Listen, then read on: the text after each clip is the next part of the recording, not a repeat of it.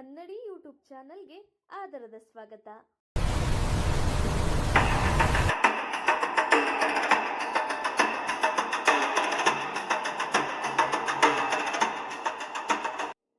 ಇಡೀ ಭಾರತವನ್ನು ಗೆದ್ದು ತನ್ನನ್ನು ತಾನು ಅಜೇಯ ಎಂದುಕೊಂಡು ಮೆರೆಯುತ್ತಿದ್ದಂತಹ ಚಕ್ರವರ್ತಿ ಹರ್ಷವರ್ಧನ ತನ್ನ ಬೃಹತ್ ಸೈನ್ಯದೊಂದಿಗೆ ದಕ್ಷಿಣದತ್ತ ದಂಡೆತ್ತಿ ಬರುತ್ತಾನೆ.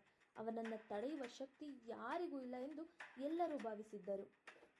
ಆದರೆ ನರ್ಮದಾ ನದಿ ದಡದಲ್ಲಿ ನಡೆದಂಥ ಆ ಒಂದು ಪವಾಡ ಎಲ್ಲರ ಊಹೆಯನ್ನ ತಲೆಕೆಳಗು ಮಾಡಿತ್ತು. ಆ ಉತ್ತರ ಭಾರತದ ಬೃಹತ್ ಚಕ್ರಾಧಿಪತ್ಯವನ್ನು ತಡೆದು ನಿಲ್ಲಿಸಿದಂತಹ ಕನ್ನಡಿಗರ ಒಂದು ಸೈನ್ಯ ತನಗೆ ತಾನೇ ಅಜಯ ಎಂದು ಮೆರೆತಿದ್ದಂತಹ ಹರ್ಷವರ್ಧನನ ಸೊಕ್ಕನ್ನು ಮುರಿದು ಅಲ್ಲಿಂದ ಹಿಂದಕಟ್ಟಿತ್ತು. ಬಲಿಷ್ಠ ಹರ್ಷವರ್ಧನನನ್ನೇ ಸೋಲಿಸಿದ ಆ ವೀರ ಕನ್ನಡಿಗ ಯಾರು ಗೊತ್ತಾ? ಅವರೇ ಬಾದಾಮಿ ಚಾಲುಕ್ಯರ ಅರಸ ಸತ್ಯಾಶ್ರ ದಕ್ಷಿಣ ಪತೇಶ್ವರ, ಕನ್ನಡಿಗರ ಕಣ್ಮಣಿ ಇಮ್ಮಡಿ ಪುಲಕೇಶಿ.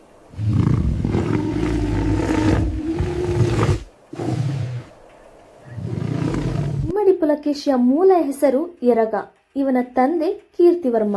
ತಂದೆ ತೀರಿಕೊಂಡಾಗ ಎರಗ ಇನ್ನು ಚಿಕ್ಕ ಬಾಲಕ. ಹಾಗಾಗಿ ರಾಜ್ಯಭಾರವನ್ನ ಇವನ ಚಿಕ್ಕಪ್ಪ ಮಂಗಲೇಶ ನೋಡಿಕೊಳ್ಳಲಾರಂಭಿಸ್ತಾನೆ. ಪ್ರಾರಂಭದಲ್ಲಿ ಮಂಗಲೇಶನ ಆಳ್ವಿಕೆ ಚೆನ್ನಾಗಿಯೇ ಇರುತ್ತೆ. ಆದ್ರೆ ಅಧಿಕಾರದ ಆಸೆ ಯಾರನ್ನ ಬಿಟ್ಟಿದೆ ಹೇಳಿ? ಎರಗ ದೊಡ್ಡವನಾದ ಮೇಲೂ ಸಹ ಸಿಂಹಾಸನ ಬಿಟ್ಟುಕೊಡಲು ಮಂಗಲೇಶ ಒಪ್ಪುವುದಿಲ್ಲ. ಬದಲಿಗೆ ತನ್ನ ಮಗನಿಗೆ ಪಟ್ಟವನ್ನ ಕಟ್ಟುವಂತಹ ಆಲೋಚನೆಯನ್ನ ಮಾಡ್ತಾನೆ. ಇದು ಯುವರಾಜ ಎರಗನ ರಕ್ತ ಕುದಿಯುವಂತೆ ಮಾಡುತ್ತೆ. ತನ್ನ ಹಕ್ಕಿಗಾಗಿ ಸ್ವಂತ ಚಿಕ್ಕಪ್ಪನ ವಿರುದ್ಧವೇ ಯುದ್ಧವನ್ನ ಸಾರ್ತಾನೆ. ಎಲ್ಪುಟ್ಟು ಎಂಬಲ್ಲಿ ನಡೆದ ಭಯಂಕರ ಕದನದಲ್ಲಿ ಮಂಗಲೇಶ ಹತನಾಗ್ತಾನೆ. ಕ್ರಿಸ್ತಶಕ 610ರಲ್ಲಿ ಎರಗ ಇಮ್ಮಡಿ ಪುಲಕೇಶಿ ಎಂಬ ಹೆಸರಿನೊಂದಿಗೆ ಬಾದಾಮಿಯ ಸಿಂಹಾಸನವನ್ನ ಅಲಂಕರಿಸ್ತಾನೆ. ಸಿಂಹಾಸನವೇನು ಇಮ್ಮಡಿ ಪುಲಕೇಶಿಯ ಪಾಲಾಗಿತ್ತು. ಆದರೆ ಸುತ್ತಲೂ ಶತ್ರುಗಳೇ. ಒಳಜಗಳದ ಲಾಭ ಪಡೆದು ಸಾಮಂತರು ಸ್ವತಂತ್ರರಾಗಲು ಪ್ರಯತ್ನಿಸುತ್ತಿದ್ರು. ಇದಕ್ಕೆಲ್ಲ ಎದರಿ ಸುಮ್ಮನೆ ಕೂರುವವನಲ್ಲ ಪುಲಕೇಶಿ. ಮೊದಲು ಮೈಸೂರಿನ ಗಂಗರನ್ನ ಮತ್ತು ಉತ್ತರ ಕನ್ನಡದ ಆಳುಪರನ್ನ ಮಣಿಸಿ ಮಿತ್ರರನ್ನಾಗಿ ಮಾಡಿಕೊಳ್ತಾನೆ. ನಂತರ ಕೊಂಕಣದ ಮೌರ್ಯರ ಮೇಲೆ ದಾಳಿ ಮಾಡಿ ಅಲ್ಲಿನ ರಾಜಧಾನಿ ಪುರಿ ಅಂದರೆ ಇಂದಿನ ಎಲಿಫೆಂಟಾ ದ್ವೀಪವನ್ನ 100 ಹಡಗುಗಳನ್ನ ಬಳಸಿ ವಶಪಡಿಸಿಕೊಳ್ತಾನೆ. ಇದು ಪುಲಕೇಶಿಯ ನೌಕಾಶಕ್ತಿಯ ದ್ಯೋತಕ ಅಂತಾನೆ ಹೇಳಬಹುದು. ಅಷ್ಟೇ ಅಲ್ಲ, ಉತ್ತರದಲ್ಲಿ ಲಾಟರು, ಮಾಳವರು ಮತ್ತು ಗುರ್ಜರರನ್ನ ಸೋಲಿಸಿ ತನ್ನ ಸಾಮ್ರಾಜ್ಯವನ್ನ ವಿಸ್ತರಿಸಿಕೊಳ್ತಾನೆ. ಇಮ್ಮಡಿ ಪುಲಕೇಶಿಯ ಆಸ್ಥಾನ ಕವಿ ರವಿಕೀರ್ತಿ ಬರೆದ ಐಹೊಳೆ ಶಾಸನದಲ್ಲಿ ಈ ಎಲ್ಲ ವಿಜಯಗಳ ಬಗ್ಗೆ ಅದ್ಭುತವಾದಂತಹ ವರ್ಣನೆ ಇದೆ. ಪುಲಕೇಶಿಯ ಕುದುರೆಗಳು 3 ಸಮುದ್ರಗಳ ನೀರನ್ನ ಕುಡಿದಿದ್ದವು ಅಂತ ರವಿಕೀರ್ತಿಯಲ್ಲಿ ವರ್ಣನೆಯನ್ನ ಮಾಡ್ತಾನೆ.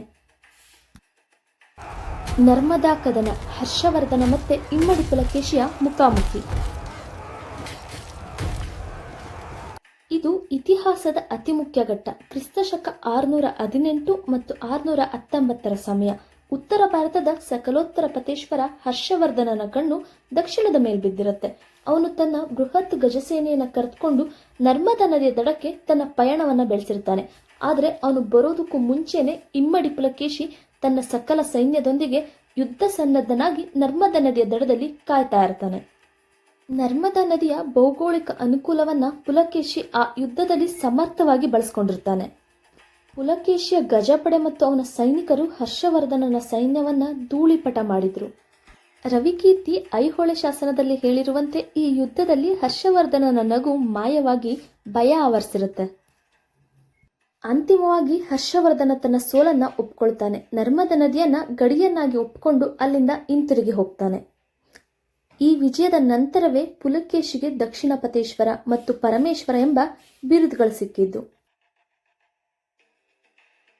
ಪುಲಕೇಶಿಯ ಕೀರ್ತಿ ಕೇವಲ ಭಾರತಕ್ಕೆ ಸೀಮಿತವಾಗಿರಲಿಲ್ಲ. ಪರ್ಷಿಯಾದ ರಾಜ 2ನೇ ಖುಸ್ರೋ ಜೊತೆಗೂ ಸಹ ರಾಯಭಾರತ್ವವನ್ನ ಹೊಂದಿರ್ತಾನೆ.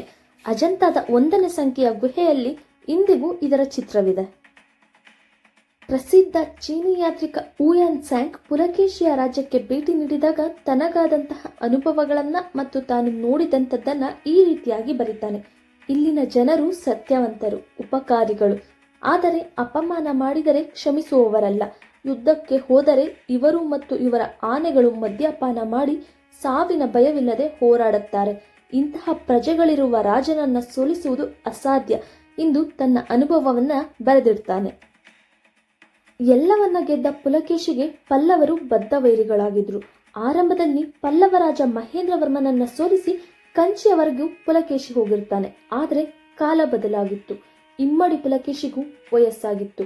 ಸೇಡು ತೀರಿಸಿಕೊಳ್ಳಲೆಂದೇ ಕಾದಿದ್ದ ಮಹೇಂದ್ರವರ್ಮನ ಮಗ ನರಸಿಂಹವರ್ಮ ಕ್ರಿಸ್ತಶಕ 642ರಲ್ಲಿ ಬಾದಾಮಿಯ ಮೇಲೆ ದಾಳಿ ಮಾಡ್ತಾನೆ. ಇದೇ ಮಣಿಮಂಗಲದ ಯುದ್ಧದಲ್ಲಿ ಪುಲಕೇಶಿ ಸೋಲ್ತಾನೆ. ಬಾದಾಮಿ ಪಲ್ಲವರ ವಶವಾಗುತ್ತೆ. ನರಸಿಂಹವರ್ಮ ವಾತಾಪಿಕೊಂಡ ಎಂಬ ಬಿರುದನ್ನು ಧರಿಸಿ ಬಾದಾಮಿಯ ಮೇಲೆ ತನ್ನ ಆಧಿಪತ್ಯವನ್ನು ಸ್ಥಾಪಿಸ್ತಾನೆ. ಬಹುಶಃ ಈ ಯುದ್ಧದಲ್ಲೇ ಕನ್ನಡದ ವೀರ ಇಮ್ಮಡಿ ಪುಲಕೇಶಿ ಮರಣವನ್ನ ಹೊಂದಿರಬಹುದು. ಈ ರೀತಿಯಾಗಿ ಒಂದು ಮಹಾನ್ ಶಕೆ ದುರಂತವಾಗಿ ಮುಕ್ತಾಯವನ್ನ ಕಾಣುತ್ತೆ.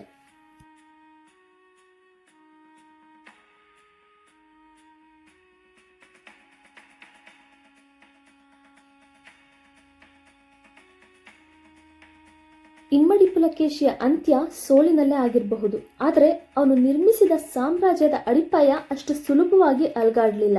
ಅವನ ನಂತರ ಚಾಲುಕ್ಯರು ಮತ್ತೆ ಎದ್ದು ಬರ್ತಾರೆ. ಪುಲಕೇಶಿ ಕೇವಲ ಯುದ್ಧ ವೀರನಾಗಿರಲಿಲ್ಲ, ಧರ್ಮ ಸಹಿಷ್ಣುವೂ ಆಗಿದ್ದ. ಶೈವ, ವೈಷ್ಣವ, ಜೈನ ಮತ್ತು ಬೌದ್ಧ ಧರ್ಮಗಳಿಗೆ ಆಶ್ರಯದಾತನಾಗಿದ್ದ. ಕರ್ನಾಟಕದ ಇತಿಹಾಸದಲ್ಲಿ ಕರ್ನಾಟಕದ ಬಲವನ್ನ ಇಡೀ ಭಾರತಕ್ಕೆ ತೋರಿಸಿಕೊಟ್ಟ ಮೊದಲ ಸಾಮ್ರಾಟ ಇಮ್ಮಡಿ ಪುಲಕೇಶಿ. ಇಂದಿಗೂ ಬಾದಾಮಿಯ ಕೆಂಪು ಕಲ್ಲುಗಳು ಇಮ್ಮಡಿ ಪುಲಕೇಶಿಯ ಶೌರ್ಯದ ಕಥೆಯನ್ನ ಪಿಸುಗುಡ್ತವೆ.